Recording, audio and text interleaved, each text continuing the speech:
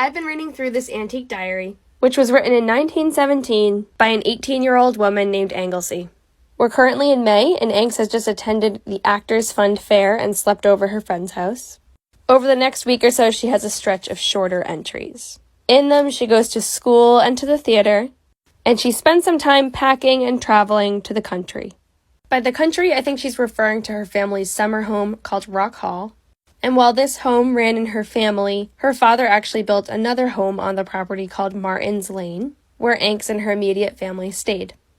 I got up at 9 and did pretty much nothing all day. I wrote letters, studied for an awful history test, and knitted on a sweater Lolly asked me to start at various intervals. Wally came over for a while in the morning and again in the afternoon. Jimmy, Guy, and Charlie Adams also came over. The Stearns were only down for the day. I was going for a swim in the afternoon but couldn't find a suit, so studied while the others went.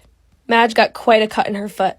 When they came back, Art and I went with Wally and the flivver to get ice cream cones. Supper afterwards and studying until bed.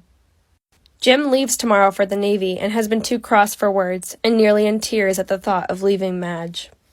I wrote to Hunt, Link, Lou Callender, and 2 business letters. She actually underlined business letters. I'm not sure what that means. And I've mentioned this in other videos, but Jim actually ends up marrying Madge a few years later. So it's understandable why he is so upset to leave her for the Navy. The U.S. officially entered World War I in April of 1917, but if you're following along, you'll be able to tell that all of those events related to the war and enlistments and people going away, that's starting to really ramp up. Jim is the second oldest Hewlett child. Angs' sister Anne is the oldest.